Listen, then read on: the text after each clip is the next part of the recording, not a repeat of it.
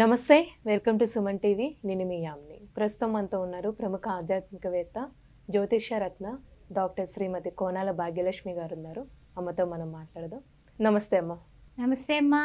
అమ్మ, ఈ ఏప్రిల్ నెలలో అసలు మీనరాశి వారికి ఏ విధంగా ఉంటుంది? అలానే ఈ రాశి వారికి సంబంధించి పరిహారాలు కూడా తెలియచేయండి అమ్మ. ఓం గం గణపతే నమః. శుక్లాంబరధరం విష్ణుం శశివర్ణం చతుర్భుజం ప్రసన్నవదనం ధ్యాయే సర్వ విఘ్నోపశాంతయే. ఓం గం గణపతే నమః. శ్రీమాత్రే నమః. ముఖ్యంగా ఈ 1/4/2024 30/4/2024 ఏ విధంగా ఉండబోతోంది ద్వాదశ రాశుల వారికి అనే విషయాన్ని ఇప్పుడు ఒక్కసారి మనం పరిశీలిద్దాం. 2వ తారీఖున బుధుడు వక్రంలోకి వెళుతున్నాడు. అదేవిధంగా చూసినట్లయితే 10వ తారీఖున మీనరాశిలోకి వెళ్తున్నాడు మళ్ళీ బుధుడు. అది ఆ విధంగా బుధగ్రహ సంచారం ఆ విధంగా ఉంది. 14వ తారీఖున రవి మేషరాశిలోకి వెళ్ళబోతున్నాడు. 24వ తారీఖున మీనరాశిలోకి కుజుడు ప్రవేశించబోతున్నాడు కుంభం నుంచి. 25వ తారీఖున శుక్రుడు తను ఉన్నటువంటి మీనరాశి నుంచి మేషంలోకి ప్రయాణం చేయబోతున్నాడు. ఇది ఈ యొక్క ద్వాదశ రాశుల్లోని గ్రహ సంచారం యొక్క ప్రయాణాలు, విశేషమైనటువంటి ప్రయాణాలు ఇవి. సరే, ద్వాదశ రాశుల వారికి ఏ విధంగా ఉండబోతుంది అనే విషయాన్ని ఇప్పుడు మనం పరిగణలోకి తీసుకుందాం.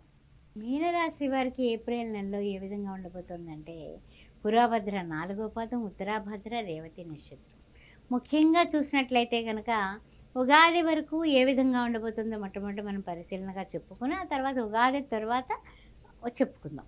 అయితే ఉగాది వరకు కూడా చిన్న చిన్న కుటుంబంలో చిన్న చిన్న పొరపచ్చాలు, వైషమ్యాలు అవి ఉండడం వలన కాస్తంత అటు ఇటుగా ఉంటుందని చెప్పచ్చు. అయితే ఏంటంటే కనుక పట్టుదలతో విద్యార్థులు చదివితే తప్పనిసరిగా మీరు మీ గోల్ రీచ్ అవ్వగలరు. అంతేగాని సోసోగా చదివితే సోసో ఫలితమే ఉంటుంది. ఆ విషయాన్ని గుర్తుపెట్టుకోండి. తర్వాత ఏంటంటే కనుక అకాల నిద్రాహారాలు లేకుండా చూసుకోండి. మీరు తిండి సమయానికి తినక ఆ తర్వాత నిద్ర సరిగా పోకపోతే మీ ఆరోగ్యం దెబ్బతినే అవకాశం ఉంది. జాగ్రత్త. ఏలినాడు శని దోషం నడుస్తుంది. ఒళ్ళు దగ్గరట్టుకుని ఉండాలి మనము అనే విషయాన్ని గుర్తుపెట్టుకోండి. ఇలా ఏం మొహమాటం లేదు. తర్వాత ఇంకొక విషయం ఏంటంటే కనుక మీరు నష్టాలు కష్టాలు ఏర్పరచుకోకుండా, అంటే నష్టపోకుండా, కష్టాలని కొని తెచ్చుకోకుండా, ఆ తర్వాత తెలివితేటలుగా మీరు వ్యవహారం చేసుకోవాలి. తెలివితేటలు అనేవి మీకు పెట్టుబడి లాంటివి. మీ తెలివితేటలు ఏ విధంగా ఉండాలంటే నష్టం వైపు పోకూడదు, కష్టం వైపు పోకూడదు. అందువల్ల చాలా జాగ్రత్తగా, అంటే ఏంటంటే నల్లేరు మీద నడకలాగా మనకు భవిష్యత్తు లేదు కాబట్టి మనం చేయాల్సిన పని ఏంటంటే చాలా జాగ్రత్తగా ఆచితూచి వ్యవహార జ్ఞానంతో ముందుకు వెళ్ళాలి. ఆ విధంగా ఉంటేనే ఉగాది వరకు మనము క్షేమంగా ఉంటాము అనే విషయాన్ని మీరు గుర్తుపెట్టుకోండి. తర్వాత ఉగాది తర్వాత అంటే ఏప్రిల్ 9వ తారీఖున క్రోధినామ సంవత్సర శుభాకాంక్షలు. మీ అందరికీ ఉగాది శుభాకాంక్షలు. ఏ విధంగా ఉండబోతోందంటే ఆదాయం చూస్తే 11, ఖర్చు చూస్తే 5. అబ్బో, చాలా పొదుపు చేసినట్టే మనం. తర్వాత చూస్తే పూజ్యత చూస్తే 2, అవమానం చూస్తే 4. ఇక్కడే కొంచెం ఇబ్బంది ఉంది. పర్వాలేదు, అధిగమిస్తాం. మనకి అంత సెల్ఫ్ కాన్ఫిడెన్స్ ఉండాలి మీనరాశి వారికి. తర్వాత ముఖ్యంగా ఏమిటంటే కనుక వృత్తి ఉద్యోగాల విషయంలో ఉత్సాహం ఉగాది తర్వాత అందుకుంటుంది. చూసారా, చెప్పాను నేను మీకు. ఉగాది వరకు ఒక ఎత్తు, ఉగాది తర్వాత ఒక ఎత్తు. ఆ తర్వాత అధికారులతో సఖ్యతగా వ్యవహరించడం వల్ల మీకు ఉద్యోగాల్లో కూడా మెరుగుదల కనపడుతుంది. సరే, 3వ పాయింట్కి వస్తే మనోభీష్టాలన్నీ కూడా సిద్ధింపజేసేటటువంటి మీ ప్రయత్నాలు సఫలమవుతాయి. చూడండి, సక్సెస్ వెళ్ళిపోతుంది, అలా వెళ్ళిపోతుంది గ్రాఫ్. సరే, సగం రోజులు అయిపోయాయి. నెల మధ్య భాగం నుంచి చివరి భాగం వరకు ఎలా ఉంటుంది అనేది ఒక్కసారి ఆలోచిద్దాం. ద్వితీయార్థంలో అధికారులు కొంచెం పని ఒత్తిడి పెరుగుతుంది. అధికారులతో ఉండేటటువంటి పనులు ఒత్తిడి అయితే పెరుగుతుంది. కానీ జాగ్రత్తగానే మీరు చేయగలుగుతారు, నిభాయించుకోగలుగుతారు. కొన్ని చాలా ఇది అయిపోతుంది అనుకుని మీరు వెళ్ళిన పని వాయిదా పడుతుంది. అయితే మనోభీష్టాలన్నీ కూడా ప్రయత్నాలు సిద్ధించడానికి అన్నీ బాగున్నాయిగా, ఏమిటి మళ్ళీ ఈ ఆటంకాలేంట్రా భగవంతుడా అని తెగ ఆలోచించేస్తూ ఉంటారు. వెళ్ళిన పని వెళ్ళినట్టు అయిపోవాలి కదా, ఏంటిది అడ్డంకులు పడుతున్నాయనేసి కొంచెం టెన్షన్ తీసుకుంటారు. అయితే మీరు ముఖ్యమైన పనులు వాయిదా పడటం వల్ల టెన్షన్ తీసుకున్నా, కొన్ని విషయాల్లో అంటే ఏంటంటే వాగ్దానాలు మీరు ఎవరికైతే ఈ పని నేను చేసి పెడతాను, నా వల్ల అవుతుంది అని దేహి అని మనల్ని అడిగిన వాళ్ళకి వరాల కింద మేము చేసేస్తామని చెప్పిన వాళ్ళకి మాత్రం వాగ్దానాలని కంప్లీట్ చేయగలుగుతారు. అలానే వీళ్ళకి స్థాన మార్పిడి ఉందమ్మా? స్థాన మార్పిడి కానీ స్థల మార్పిడి కానీ తొందరపాటు నిర్ణయాలు కానీ చేయకుండా ఉండడమే మంచిది ఈ నెల.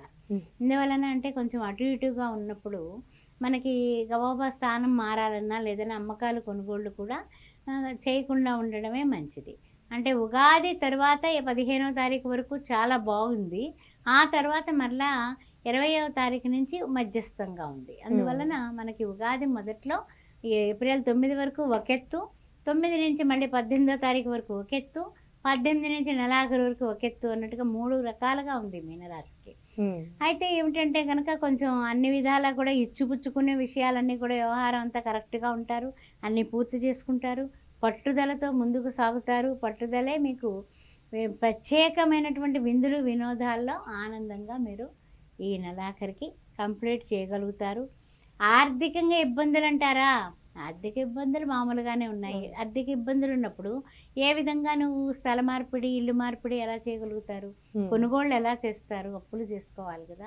అప్పులు చేసుకుంటే తిప్పలు తప్పవు అనే జ్ఞానం మనకి మీనరాశి వారికి గురువే కాబట్టి జ్ఞానం అయితే అధికంగా ఉంటుంది. అందువల్ల తప్పనిసరిగా అప్పులు చేయకుండా ఎలా నెగ్గాలా అని ప్లానింగ్స్ వేసుకోండి. అలానే ఇప్పుడు వివాహానికి సంబంధించి కానీ భార్యాభర్తల మధ్య సంబంధం సంతానం పరంగా ఏ విధంగా ఉంటుందమ్మా? ఉగాది తర్వాత చాలా బాగుందమ్మా. అయితే ఏంటంటే కొంచెం జాగ్రత్తగా మనం ఎదుటి వాళ్ళ చేతిలో మోసపోకుండా ఉండడం చెప్పదగిన సూచన. ఎందువల్ల అంటే కనుక గురువు చూస్తేనేమో లగ్నాత్తు ఉన్న బుధుడు వక్రగతిని ఉన్నాడు. తర్వాత బుధుడు 2వ తారీఖున మళ్ళీ 12th హౌస్లోకి వెళ్తున్నాడు. అక్కడ ఏంటంటే వ్యయం, ఖర్చు అనమాట. ఖర్చు అధికం అవుతుంది. ఖర్చులో ఉన్నప్పుడు ఆలోచనలు కూడా ఆ యొక్క బుధుడు వక్రగతిన ఉన్న మూలాన ఏం మంచి ఆలోచన ఇవ్వడు, చెడ్డ ఆలోచన ఇవ్వడు. తర్వాత చూసినట్లయితే రాహువు, శుక్రుడు, రవి మళ్ళీ మనకి లగ్నాత్తు వస్తున్నాడు. అందువలన రవి అక్కడ మనకి రావడం వల్ల రవి ద్వితీయంలోకి వస్తున్నాడు. ద్వితీయంలోకి రవి రావడం వల్ల కూడా మనకి అన్ని విధాలా బాగున్నప్పటికీ కూడా సూర్య నమస్కారాలు మానకుండా చేసుకోవడం ఒకటి. 2 ఏంటంటే గురువుకు సంబంధించిన గురువారాలు చేసుకోవడం. గురువారం నాడు పసుపు బట్టలు వేసుకోవడం. పసుపు చక్కగా గిర్నీకి పట్టించేసి గుళ్ళకి కాస్త ఇంచుమించు దోసెడితో 3 దోసెళ్ళు చొప్పున 3 పొట్లాలు 9 సంఖ్య. అర్థమైందా? అది 2 కేజీ ఆడిస్తారా, 2 కేజీలు పట్టిస్తారా గిన్నెకి అన్నది మీ ఇష్టం. గుడికి పట్టుకెళ్ళి ఆ 3 పొట్లాలు కూడా 3 గుళ్ళల్లో ఇచ్చేయండి, 3 దోశలతో వేసేసి. అలాగే తప్పనిసరిగా అక్కడ ఎవరికైనా సరే పేదవాళ్ళకి ఒక 9 లడ్డూలు గురువారం నాడు 3 గుళ్ళల్లో అలా చేసి 9 లడ్డూలు చొప్పున మా ప్రసాదం కింద అక్కడ ఎవరైనా ఉంటే వాళ్ళకి పంచేసి, ఆ తర్వాత ఆఖరి వారం చేయాల్సిన రెమెడీ ఏంటంటే తప్పనిసరిగా గురువారం నాడు పేదవాళ్ళకి భోజనం పెట్టండి. కుదిరితే తొమ్మండుగురికి, లేకపోతే కనీసం మీకు ఓపిక ఈ పరిహారం చేసుకుంటే ఈ ఒత్తిళ్ళు, ఈ ఒడిదుడుకులు, మనకి ఆటంకాలు, టెన్షన్స్ లేకుండా ఉంటాయి. చాలా చక్కగా తెలియజేస్తారమ్మా. ధన్యవాదాలు. ఓం శ్రీ మాత్రే నమః. ఓం శ్రీ మాత్రే నమః. ఆస్ట్రో భాగ్యలక్ష్మి అనే ఈ ఛానల్ని సబ్స్క్రైబ్ చేశారా? చేయకపోతే వెంటనే చేయండి.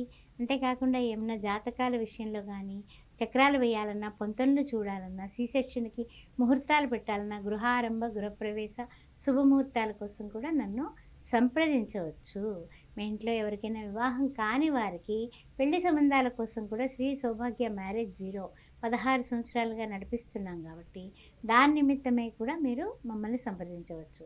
కుంభ వివాహం, కదలి వివాహం, జపాలు, హోమాలు, చండీ హోమం లాంటి హోమాలు అన్నీ కూడా నా ఆధ్వర్యంలో జరిపించబడతాయి. మీకు ఇష్టమైతే మీరు వచ్చి మమ్మల్ని జాతకం చూపించుకొని ఆయా కార్యక్రమాలు చేయించుకోవచ్చు. ఓం శ్రీ మాత్రే నమః. 9866044439ని మీరు ఏదైనా జాతక సమస్యలకి సంప్రదించండి. నా పక్కనే ఉంది. కింది నెంబర్లో మ్యారేజ్ బ్యూరోకి సంబంధించిన విశేషాలకి సంప్రదించవచ్చు. ఓం శ్రీ మాత్రే నమః.